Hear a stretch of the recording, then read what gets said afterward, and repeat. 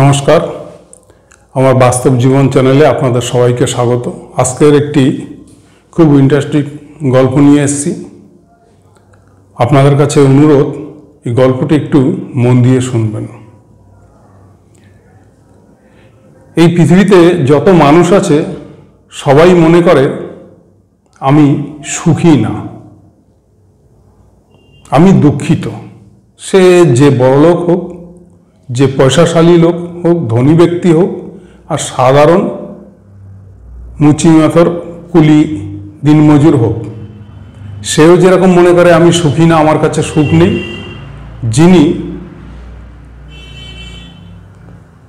অর্থশালী লোক, সেও মনে করে আমি সুখী না। এর কারণটা কি? তাহলে সুখ জিনিসটা কি, এবং সুখ আমরা কেন সুখী হতে পারি না? এক কথায় যদি বলি, আমরা প্রতিটা মানুষ যেটা আমাদের কাছে নেই সেটার প্রতি আমরা আকাঙ্ক্ষিত হয়ে পড়ি। আমার কাছে এটা নেই, আমার এই জিনিসটা প্রয়োজন, আর এই প্রয়োজনটা আমি মেটাতে পারছি না মানেই আমি একজন দুঃখী ব্যক্তি এবং আমি দরিদ্র মানুষ। ও আর্থিক অবস্থা ওর খুব ভালো, ওর এই প্রয়োজনটা মেটাতে পারছে, ও খুব সুখী। আমি ওর মতন হলে আমার আর কিছু দরকার নেই। এটা প্রত্যেকটা মানুষ ভেবে থাকেন, এবং এই ভাবনা চিন্তার মধ্যেই যে বড় একটা গ্যাপ কম্বিনেশন রয়েছে, সেটাই আপনাদের সামনে তুলে ধরতে চাই। সুখটা কি জিনিস, তাহলে আপনারা বুঝতে পারবেন। একটি শহরে একটি দিনমজুর খুব পরিশ্রম করেন, অতি পরিশ্রম করেন। অতি পরিশ্রম করেও সে তার অভাব মেটাতে পারছে না কিছুতেই। তার দিন দরিদ্রতা কিছুতেই মিটছে না। সে আক্ষেপে একটি গাছতলায় বসে এই চিন্তা করছে আর ঈশ্বরের কাছে প্রার্থনা করছে, হে ঈশ্বর, তুমি আমাকে এখান থেকে বাঁচাও, আমাকে কোনো প্রকারে আমাকে একজন ধনী ব্যক্তি বানাও, আমার স্বপ্ন পূরণ হতে। তাহলে আমাকে পৃথিবীতে কেন এনেছো? আমি আমার ছেলের স্বপ্ন পূরণ করতে পারছি না, আমি আমার স্ত্রীর স্বপ্ন পূর্ণ করতে পারছি না, আমি আমার স্বপ্ন পূর্ণ করতে পারছি না। চারিদিকে দেখো কত উঁচু উঁচু বিল্ডিং, কত পয়সাশালী লোক, কত গাড়ি ঘোড়া নিয়ে যাচ্ছে, আমার এই জীবন দিয়ে কি হবে? এইসব চিন্তা ভাবনা করছে আর একটি গাছতলায় বসে রয়েছে। গরমের দিন বসে রয়েছে, ভাবছে আজ আর কাজে যাব না। কাজে গেলে কি হবে?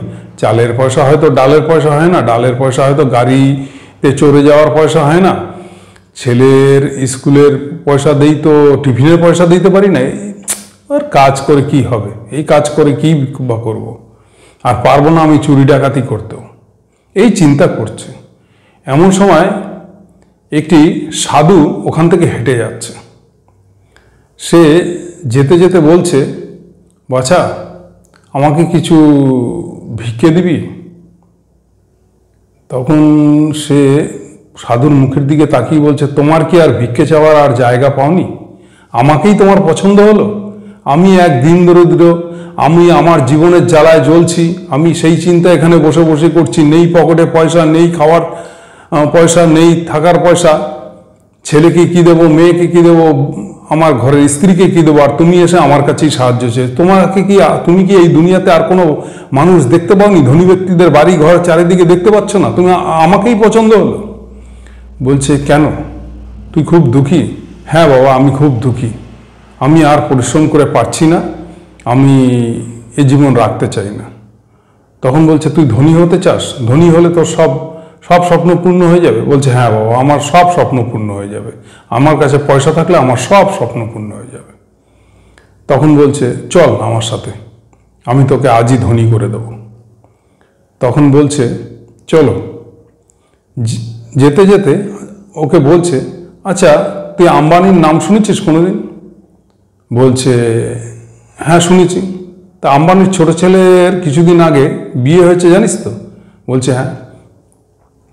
তো ও খুব সুন্দরী একটি মেয়েকে বিয়ে করেছে, প্রচুর পয়সা খরচা করেছে, বহু গরিব বড়লোক সবাই খাওয়া দাওয়া করেছে। বলছে, হ্যাঁ।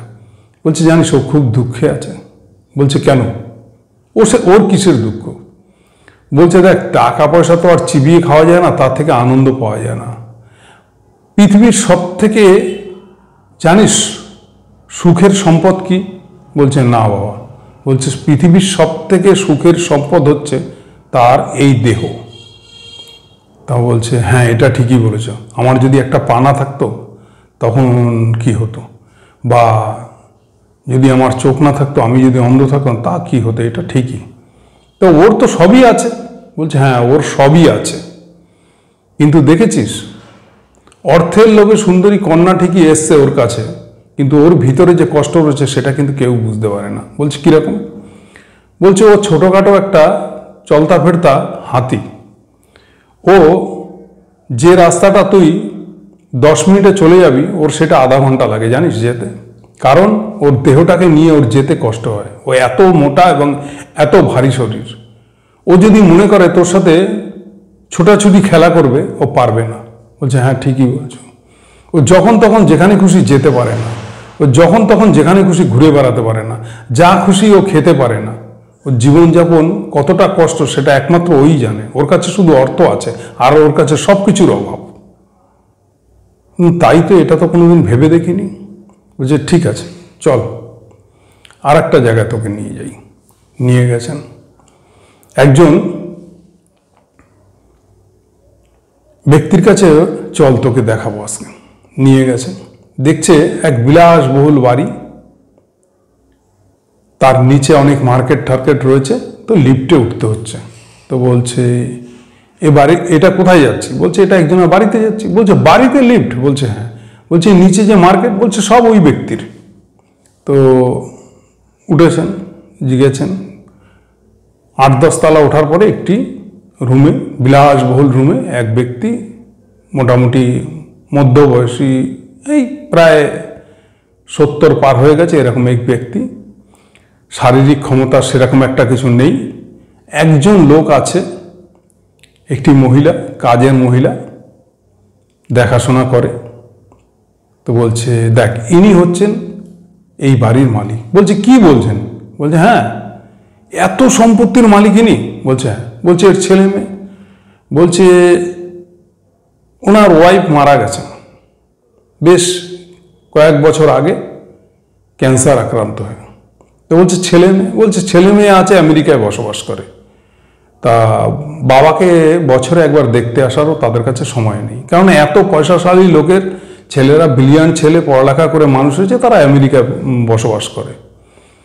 তা বাবার খোঁজ খবর নেয় না? বলে খোঁজ খবর ওই তো কাজের লোক রয়েছে। বলছে বাস, তার মনের কথা, হাসি ঠাট্টা, নাতিদের নিয়ে আনন্দ ফুর্তি করা, ভালোবাসা, সুখ দুঃখ করা, আপন বলে কিচ্ছু নেই ওনার কাছে। এবং উনি শারীরিক দিক থেকেও অক্ষম হয়ে যাচ্ছেন দিন দিন, মানসিক ভারসাম্য হারিয়ে ফেলছেন এসব চিন্তায়, যে এত সম্পদের মালিক আমার কাছে অথচ কিছুই নেই। তা বলছে, তখন বলছে আপনি, ওই দরিদ্র মানুষটি বলছে যে কাকাবাবু আপনি এই সম্পত্তির মালিক? বলছে হ্যাঁ বাবা, আমি একসময় দরিদ্র ছিলাম, তখন আমার ওয়াইফ আমার হাত ছেড়ে 1 মিনিট থাকতো না। আমার ছেলে মেয়ে আমাকে একটু দূরত্ব বাড়লেই তারা কান্নাকাটি, খোঁজ খবর সব কিছু করতো। সেখান থেকে যখন আমি আস্তে আস্তে আস্তে আস্তে পয়সাশালী লোক হলাম, আস্তে আস্তে দূরত্ব বেড়ে গেল, আবেগ কমে গেল, ভালোবাসা কমে গেল, কেউ কারো খোঁজ নেওয়া বন্ধ হয়ে গেল। এইভাবে জীবন কাটাচ্ছি। হয়তো একদিন হঠাৎ করে মরে পড়ে থাকবো, তারা হয়তো খবর পাবে, খবর পেয়ে আসতেও পারে, নাও আসতে পারে। আর যখন আসবে তখন হয়তো আমার দেহটি এই পৃথিবীতে থাকবে না, এসে হয়তো তারা এইগুলো বেচে কিনে দিয়ে চলে যাবে। বাস এই জীবন। যাক, এনার সাথে আলাপ করালাম, তুমি চলো আর একটি জায়গায় নিয়ে যাচ্ছি। এবার একটি মিডিল ক্লাস ফ্যামিলির সামনে নিয়ে গেল। দেখছে বয়স্ক বাবা মা, একটা ফ্যামিলিতে বয়স্ক বাবা মা রয়েছে, একটি ছেলে রয়েছে, তাদের গাড়ি রয়েছে, বাড়ি রয়েছে, বিলাসবহুল বাড়ি। ছেলেটির ওয়াইফ রয়েছে, সে সার্ভিসে বেরিয়ে যাচ্ছে, একটি গাড়িতে করে ড্রাইভার নিয়ে চলে গেল। ওই ছেলেটিকে ড্রাইভার আরেকটি গাড়িতে নিয়ে চলে গেল এবং বাবা মাকে যাওয়ার সময় বলেও গেল না যে আমরা আসি বা আমরা একে অপরের কাজে যাচ্ছি, খোঁজ খবরও নিল না। এবং তার পূর্বে যে ঘটনাটা ঘটেছে ওখানে, সেটা তো দেখেও চমকে গেছে। যখন ছেলেটি বেরোচ্ছে গাড়িতে উঠতে, তখন তার বাবা বলছে, বাবু আমার চশমাটা না কালকে পড়ে গিয়ে ফেটে গেছে, আমি পেপার পড়তে পারছি না, আমি খাবার দাবার ভালো মতন দেখতে পাচ্ছি না, আমার খুব অসুবিধা হচ্ছে, অফিস থেকে ফেরার পথে আমার চশমাটা ঠিক করে নিয়ে আসবি। সে বলছে, আর কতদিন জ্বালাবে, বয়স হয়েছে তো, অনেক হয়েছে, বহুত দিন বেঁচে নিয়েছো, এবার ছাড়ো পৃথিবীর মায়া, মরলে বাঁচি, আমার ওইসব টাইম নেই যে তোমার চশমা ঠিক করে নিয়ে আসবো, তুমি পারলে কাউকে দিয়ে করিয়ে নাও, না পারলে ওইরকমই থাকো, আর দেখে কি হবে, পেপার পড়ে কি হবে, এই বলে বেরিয়ে গেলেন। এই হচ্ছে তার একমাত্র ছেলের মুখের ভাষা এবং কথাবার্তা। তো দেখুন, অর্থ যখন আপনার কাছে থাকবে, তখন আপনার ফ্যামিলির মধ্যে যে ভালোবাসা, একে অপরের খোঁজ নেওয়া এবং একে অপরের প্রতি টান, আবেগ, ভালোবাসা, এসবের কিছু মহত্ব থাকবে না।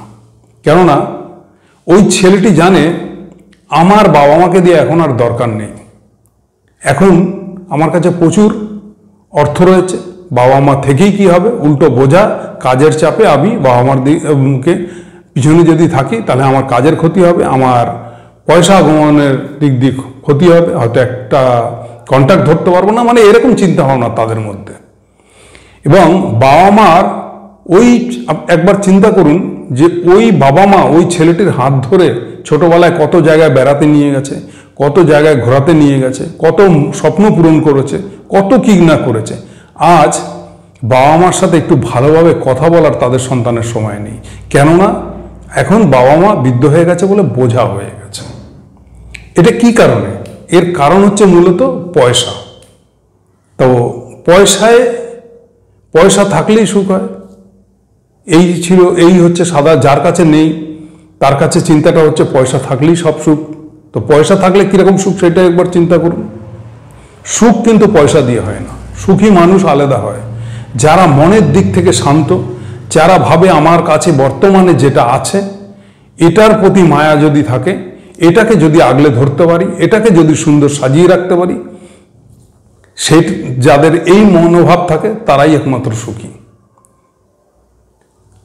এই করতে করতে করতে করতে ওখান থেকে বেরিয়ে গিয়ে আর এক জায়গায় নিয়ে গেলে পরে সেখানেও এক বিলাসবহুল বাড়িতে গেছেন, তার ছেলে নেই, মেয়ে নেই, তিনি একমাত্র ব্যক্তি। গিয়ে দেখছেন যে সেখানে কোনো কিছু নেই, এরকম কোনো অভাব নেই, কিন্তু যখন ওই গরিব মানুষটিকে তার সামনে নিয়ে গেছে, তো বলছে, সাধু বলছে, তুমি জিজ্ঞাসা করো তোমাকে উনি দেখতে পাচ্ছে কিনা। তখন বলছে, কাকাবাবু আপনি আমাকে দেখতে পাচ্ছেন? বলছে, না বাবা, আমি কে তুমি? আমি তো অন্ধ, আমি কি করে দেখবো, আমি এখন চোখে কিছুই দেখতে পাই না। তা বলছে, আপনার এত বিলাসবহুল বাড়ি, এত সম্পত্তি, আপনি চোখে দেখতে পান না? বলছে, হ্যাঁ বাবা, আমার এইসব দিয়ে কি হবে? আমি যদি শুধু চোখে দেখতে পারতাম, তার বিনিময়ে যদি আমার এই সব সম্পত্তি কেউ নিয়ে আমাকে ফিরিয়ে দিত চক্ষু দৃষ্টি, তাতে আমার সুখ ছিল। তখন সাধু বলছে, তুমি এক কাজ করো, তুমি না ধনী ব্যক্তি হতে চেয়েছিলে, তাহলে তোমার চক্ষু দুটি ওনাকে দান করে দাও না, তুমি এই সব সম্পত্তির মালিক হবে। বলছে, না না সাধু বাবা, এ কি বলছেন, আমি চোখ দান করে ধনী হয়ে কি করব, তাহলে তো আমি উপভোগই করতে পারবো না, আমার এই সম্পত্তি লাগবে না। এই বলে উনি আর এক ভদ্রলোকের বাড়িতে নিয়ে গেল, আর এক ধনী ব্যক্তির বাড়িতে নিয়ে গেল। সেখানেও গিয়ে দেখছেন যে তারও কোনো সম্পত্তির অভাব নেই, বিলাসবহুল বাড়ি, দেখে তো ওর চোখ পুরো উপরে উঠে গেছে। বলছে, কোথায় নিয়ে আসছেন সাধু বাবা? তো বলছে, দাঁড়াও। তখন দেখছে এক ভদ্রলোক ওই বাড়িতে একা বসে বসে চিন্তা ভাবনা করছে। তখন সাধু বাবা গিয়ে বলছে, বাচ্চা কেমন আছো? তো বলছে, হ্যাঁ বাবা আছি এই কোনো রকম বেঁচে। তখন বলছে, কেন এইভাবে কথা বলছো? আর বেঁচে থেকেই বা কি হবে, আমার পৃথিবীতে কেই বা রয়েছে, একা পড়ে আছি, এই বিষয় সম্পত্তি কে ভোগ করবে, এ দিয়ে কি হবে, জীবনে সুখ পেলাম না, সব পেলাম সুখ পেলাম না। তখন বলছে কেন? তখন ওই ভিক্ষুক ওই দরিদ্র মানুষটি ভিক্ষুক বলে ফেললাম, ওই দরিদ্র মানুষটি জিজ্ঞাসা করে ফেলেছে, স্যার আপনার কেন দুঃখ? তখন বলছে যে দেখো, আমি বিয়ের পরে আমার বাবা মাকে হারিয়েছি, আমার একমাত্র স্ত্রী, আমি যাকে জীবন দিয়ে ভালোবাসতাম, আমাদের কোনো সন্তানাদি হয়নি, আমি তাকে এত ভালোবাসতাম যে আমার স্ত্রী ছাড়া আমি কিছুই বুঝতাম না। সেই স্ত্রী আমারই এক বন্ধুর সাথে পরকীয়া করে তার সাথে চলে গেছে আমাকে একা ফেলে। সেই থেকে আমি এত আঘাত পেয়েছি, এত মর্মাহত যে আমার মনে হচ্ছে দুনিয়াটা অন্ধকার। তখন সাধু বাবা বলছে, দেখো তুমি পয়সাওয়ালা লোক হতে চেয়েছো, যে এর কাছে কি নেই অথচ এর স্ত্রী নেই, এই স্ত্রী সুখ দিয়ে বঞ্চিত, যার ঘরে এত কিছু রয়েছে অথচ ঘরের লক্ষ্মী নেই, দুটো কথা বলার মতন মনের মানুষ নেই, তার কাছে এইসবের কি দাম? তো বলছে, ঠিকই বলেছেন সাধু বাবা, আমার এরকম সম্পত্তি চাই না। এই করতে করতে রাত হয়ে গেছে। প্রতিদিন এই দিনমজুর সন্ধ্যা হলেই বাড়ি ফেরে। সেদিন রাত হয়ে গেছে, বাড়ি ফেরা হয়নি। না, এর মাঝখানে একটু গল্পটা বড় রয়েছে, বলতে ভুলে গেছি, যদিও আরেকটু বলি আপনাদের সামনে। সেটা হচ্ছে কি, দেখুন অনেক বড়ও হয়ে যাচ্ছে, তো ভিডিওটা আমি ছোট করার জন্য সংক্ষিপ্ত করতে চেয়ে তাই ছোট বানিয়ে ফেলছি। তখন ওই লোকটি বলছে যে আমার স্ত্রী যার সাথে পালিয়ে গেছে, আমি এখন ভাবছি তাদেরকে আমি খুন করে দেবো, মার্ডার করে দেবো। তখন বলছে, খুন মার্ডার তুমি পরে করবে, তুমি একটা কাজ করো, আমাদের কিছু আহারের ব্যবস্থা করো। তখন উনি বলছে, হ্যাঁ সাধু বাবা, আমি এমনিতেই সাধু সন্তের খাওয়াতে পছন্দ করি, আহার সেবা করতে পছন্দ করি, আপনি বসুন, আপনার আহারের ব্যবস্থা আমি করছি। এই বলে উনি আহারের ব্যবস্থা করেছেন। আহারের যখন ব্যবস্থা করেছেন তখন টেবিলের উপরে কাচের গ্লাস ছিল। টেবিলে বসে ওই দরিদ্র মানুষটিও খাচ্ছে, এক প্রান্তে ওই ধনী ব্যক্তিও খাচ্ছে, একদিকে সাধু বাবাও খাচ্ছে। খেতে খেতে একটি কাচের গ্লাস সাধু বাবা হাতের থেকে ফেলে দিল নিচে, আর কিছু কাচের ভাঙা টুকরো তুলে ওই ধনী ব্যক্তির থালার মধ্যে দিয়ে দিল। তখন বলছে সাধু বাবাকে, বাবা এইটা কি করলেন? বলছে, তুমি এই কাঁচ সমেত এই খাবারটা খেয়ে দেখাও আমার সামনে, পারবে কি? তুমি তো এত বড় ধনী ব্যক্তি, তুমি কেন পারবে না? তুমি নিশ্চয়ই পারবে। বলছে, কি বলছেন আপনি? আমি যদি এই কাঁচের গুঁড়ো সমেত এই খাবারটা খাই তাহলে তো আমি মরে যাব। বলছে, তুমি এই কাঁচের গুঁড়ো সমেত খাবার খেতে পারবে না, অথচ তুমি একজনকে মার্ডার করে দেবে, খুন করবে, তুমি সেই স্বপ্ন দেখছো। এই ক্রোধ ভালো না। যে তোমার না, যে তোমার ছিলই না বলতে গেলে, তুমি তার কথা ভুলে যাও। এই কাঁচের টুকরোটা যেরকম তোমার না, এবং তুমি জানো এটা বিষ, তুমি যেরকম এই থালাটি পরিবর্তন করতে চাইছো তাতে তুমি ভালো থাকবে, ঠিক সেরকম তোমার স্ত্রীও তোমার ছিল না বলেই তোমাকে ছেড়ে চলে গেছে। তুমি কেন তার সঙ্গ পেতে চাইছো? তুমি কেন তার ভালোবাসায় আকৃষ্ট হতে চাইছো? অতএব তাদের কথা ভুলে যাও, সামনের দিনের কথা তুমি ভাবো, জীবনটাকে উপভোগ করো, আনন্দময় করে তোলো। আর তুমি যদি এর বদলা নিতে যাও, তুমি হয়তো বদলা নিয়ে নেবে, কিন্তু এই বিশাল সম্পত্তি সব কিছু সুখ ছেড়ে, এই পৃথিবীর মায়া ছেড়ে তুমি কোনো জেলের কোনো কারাগারে বন্দী থাকবে, এবং সেখানে সারাটা জীবন চোখের জলে ভাসাতে হবে। তুমি কি চাও, তুমি বেছে নাও। তখন সে সাধু বাবার সামনে হাত জোর করে বলছে, না বাবা, আপনি আমাকে পথ দেখিয়েছেন, না হিংসায় কিছু জয় করা যায় না, আমার দরকার নেই, যে চলে গেছে আমি তার কথা এই মুহূর্ত থেকে ভুলে গেলাম। এইবার ওই দরিদ্র মানুষটিকে বলছে, অনেক রাত হয়ে গেল, আজকে চলো তোমার ভোজন তো হয়েছে, এবার তোমার বাড়ি দিয়ে আসি আমি আজকে। এবার বাড়ির দিকে হাঁটতে হাঁটতে এসছে। বাড়ির সামনে একটা 3 রাস্তা মোড় পড়ে।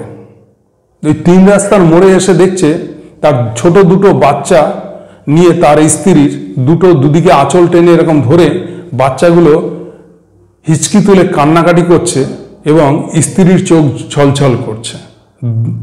তখন বলছে, কি ব্যাপার, তোমরা রাস্তার এই 3 রাস্তার মোড়ে দাঁড়িয়ে আছো? তখন বলছে, তুমি জিজ্ঞাসা করছো আমরা কেন দাঁড়িয়ে আছি? আমরা তোমার চিন্তায় করছি। বাচ্চারা ভাবছে তার বাবা সন্ধ্যা হতে হতে বাড়ি চলে আসে, আজকে রাত 10টা বাজলো, এখনো বাড়ি আসেনি, না জানি তাদের বাবার কি বিপদ হয়েছে। এই চিন্তায় তোমার বাচ্চা দুটো অবধি না খেয়ে তারা কান্নাকাটি করছে, তাদের কান্না থামাতে হয়। তাদের কান্না দেখে আমার চোখ থেকে জল আসছে। আমি দুশ্চিন্তায় ভুগছি যে তোমার কোনো বিপদ হয়নি তো, আমার ঘরের মানুষটা ফিরে আসবে তো, শুধু ঈশ্বরের কাছে এই কামনা করছি। তখন সাধু বাবা বলছে, তুমি কি বুঝতে পারলে? সুখ কার সংসারে রয়েছে? সুখ কোনটা? দেখো তোমার কিছু নেই, কিন্তু তোমার এত আপনজন রয়েছে যারা তোমার অভাববোধ মনে করছে, এবং তুমি চলে গেলে এদের জীবন অন্ধকার নেমে আসবে। এরা এই অনুভূতিটা এদের মধ্যে রয়েছে এবং তার জন্য এরা তোমার জন্য চোখের জল ফেলছে। এর থেকে পৃথিবীতে কি বড় সম্পদ আছে? তুমি সেই সম্পদের পিছনে ছুটছ। তুমি তোমার এদেরকে আগলে ধরো এবং এরাই তোমার আপনজন। এই ভালোবাসা তুমি ওই ধনী ব্যক্তি হলে পাবে না। এই ভালোবাসা বজায় রাখার জন্য নিজেকে শান্ত করো। আজ যদি তুমি দুঃখ কষ্টে আত্মহত্যা করে নিতে, তাহলে এদের কি হতো চিন্তা করো। এরা তো পথে ভেসে যেত। এরা তোমার চিন্তা করে, এরা তোমার লোক, এরা তোমার ভালোবাসা, এটাই তোমার সুখ। অতএব সুখী হতে গেলে শুধু অর্থ দিয়ে হয় না।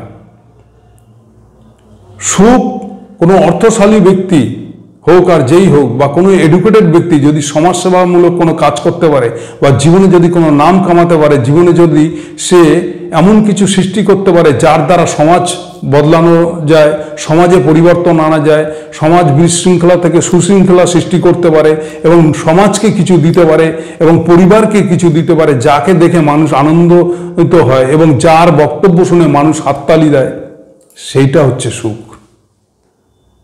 সুখ এই না যে আমার যদি 5টা বাড়ি থাকতো, আমার গাড়ি থাকতো, তার পিছনে যে কি করুণ কাহিনী আছে সেটা কিন্তু আমরা দেখতে যাই না। সেখানে গিয়ে দেখবেন একে অপরের খোঁজে নেয় না, কে মূল্য বাঁচলো যায় আসে না। কারণ তাদের কাছে যে সম্পদ রয়েছে সে জানে যে আমার ফ্যামিলির অমুক লোকটা চলে গেলে ওই পুরো সম্পত্তিটার মালিক আমি হব, অমুক লোকটা চলে গেলে ভাগিদারিটা কম হবে। তাদের মধ্যে এই মনোভাব আছে। হয়তো তারা পুরোপুরি প্রকাশ করে না সমাজের চোখে, কিন্তু তাদের ভিতর আত্মা এটাই। অতএব সুখী হতে চান, কিন্তু রাতারাতি ধনী ব্যক্তি হতে চেয়ে এমন ধনী ব্যক্তি হতে চেয়েন না যে ধনীদের পিছনে করুণ কাহিনী রয়েছে। অতএব ধনী হওয়া ভালো, পরিশ্রম করে যেটুকু প্রয়োজন সেটুকুর জন্য আপনি চেষ্টা করে যান, দেবার মালিক ঈশ্বর। কিন্তু সুখ সম্পূর্ণ আপনার ভিতর থেকে আসবে এবং সুখ সবার কপালে থাকে না। সুখ যার কপালে আছে সে ধরে রাখার চেষ্টা করুন। সুখ কিন্তু আমাদের ওইটাই, যেটা আমাদের ঈশ্বর দিয়েছেন তার ভিতরেই। যদি সেটাকে আমরা আগলে ধরে সুখ সঞ্চয় করতে পারি, সুখকে গ্রহণ করতে পারি, তবেই আমি সুখী। কিন্তু যেটা নেই আমার কাছে, তার জন্য যদি আকাঙ্ক্ষিত হয়ে আমি ছোটাছুটি করি, তাহলে কিন্তু আমি সেটা পেয়ে গেলে আমি সুখী হব না। কারণ সেটা পেয়ে গেলে আবার দেখব আমি যেটা আমার কাছে নেই তার জন্য আরো আকাঙ্ক্ষিত হয়ে যাব। কারণ এটা তো আমি পেয়ে গেছি, আর যেটা পাইনি তাহলে ওইটাও আমাকে পেতে হবে। তখন আপনার ভিতরে এই আকাঙ্ক্ষা জমে যাবে। আর এই আকাঙ্ক্ষায় আপনি ইঁদুর দৌড়াতে দৌড়াতে দৌড়াতে আপনি হাঁপিয়ে উঠবেন। আপনাকে আর ভোগ করার সুযোগ দেবে না ঈশ্বর। যাক, জানি না এই ভিডিও থেকে আপনারা কি শিখলেন, কিন্তু এটা অতি বাস্তব। আপনারা সমাজে বাস্তবের সাথে মিলিয়ে দেখবেন আমার কথাগুলো। হয়তো আমি একটি তুচ্ছ মানুষ, কথাগুলো মূল্যবান নাও হতে পারে। যদি মনে হয় যে এই সাধারণ মানুষটির কথা মূল্যবান, তাহলে একটু সমাজের সাথে চারিদিকে চোখটা বুলিয়ে একটু মিলিয়ে নেবেন যে কথাটা কতটা সত্যি।